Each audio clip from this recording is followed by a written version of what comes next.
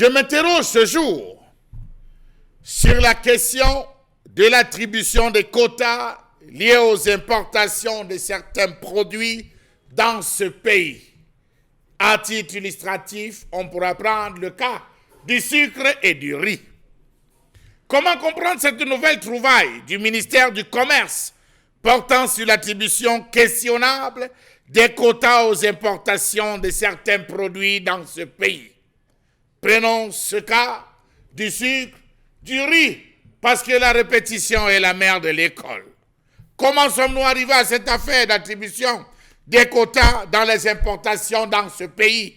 Elle répond à quoi? Question. Quels sont les critères sur lesquels se fonde le ministère du Commerce pour parler de quotas d'importation? Pourquoi ces critères ne sont pas rendus publics, mieux connus de tous? Comment comprendre qu'à première vue, ces quotas soient attribués de manière arbitraire, mieux à tête chercheuse, au bénéfice de certains groupes ou entreprises étrangères? Question.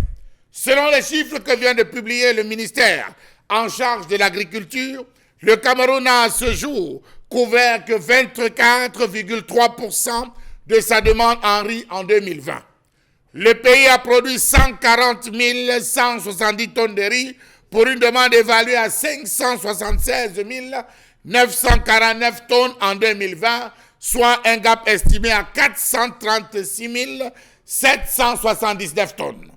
Le Minadet estime actuellement à 25 kg la quantité de riz consommée par personne au Cameroun, comparativement au Sénégal, qui est à 95 kg de riz consommé par personne dans son pays. Mais de façon générale au Cameroun, le déficit moyen annuel de production serait donc de l'ordre de 350 000 tonnes de riz, ce qui correspond à une production de 600 000 tonnes de paddy. Concrètement, la production locale est insuffisante et ne couvre pas encore l'ensemble du territoire national. C'est important de le dire. Comment comprendre que le 8 octobre, question 2019, un plan de relance évalué à environ 1400 milliards de francs CFA, dont près de 60% serait destiné à l'aménagement des rizières, avait été pensé par le ministère de l'économie, du plan et de l'aménagement du territoire, et que cela à ce jour n'est jamais démarré, n'est jamais commencé, pourtant on le voyait à l'horizon 2025. Question.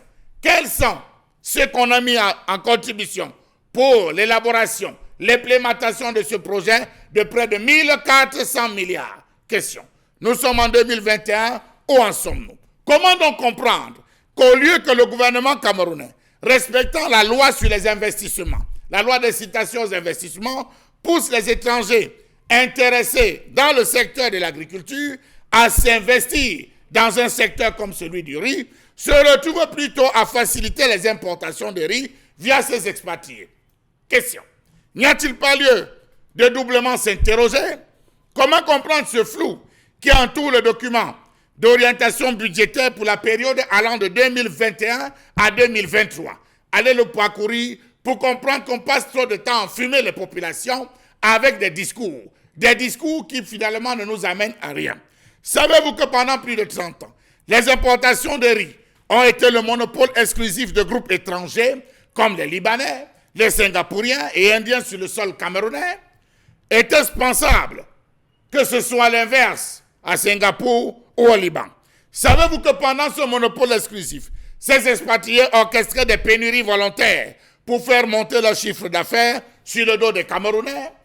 Comment donc comprendre que c'est au moment même où les Camerounais ont réussi à inverser la tendance que le ministre du Commerce bouge de son siège pour aborder cette question de quotas, pour aborder cette question d'importation de riz, au moment où les Camerounais ont réussi à prendre les devants? Question. Qui cherche-t-il finalement à protéger? Monsieur le ministre du Commerce. Comment comprendre ce non-respect des textes et lois dans ce pays? Savez-vous que d'après nos textes, les firmes étrangères n'ont pas le droit de l'import-export au Cameroun? Les firmes étrangères, les structures, les entreprises n'ont pas droit à l'import-export, mais étrangement au Cameroun, c'est le contraire. Savez-vous que c'est du domaine exclusif des nationaux de faire dans l'import-export? Allez parcourir pour comprendre. Savez-vous que partant de ce principe de monopole, où les étrangers contrôlaient tout, Ils ont eu la latitude de transférer aisément leurs bénéfices dans leur pays au détriment des nationaux.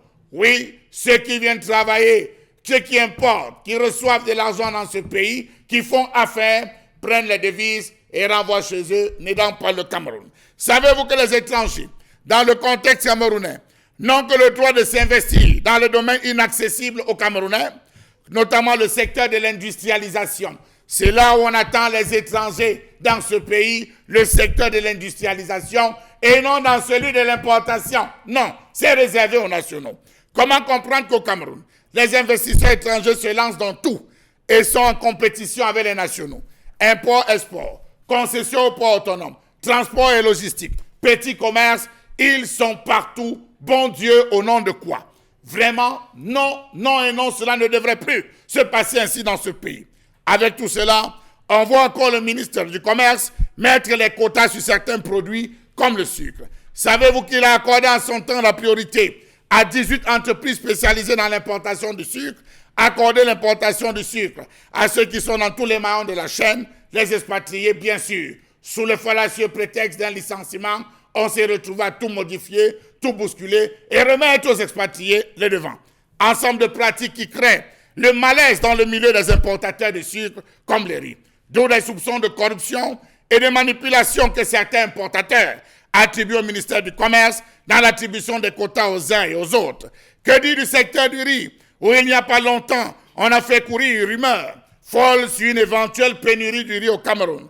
Cette rumeur, à bien d'égards, qui semblerait avoir été faite à dessein, n'était-il pas fait pour discréditer la filière d'importation de riz qui, pour la première fois, était dominée par les Camerounais, histoire de faire croire à l'opinion nationale et internationale que ceux qui importent le riz n'ont pas la capacité de couvrir les besoins du pays.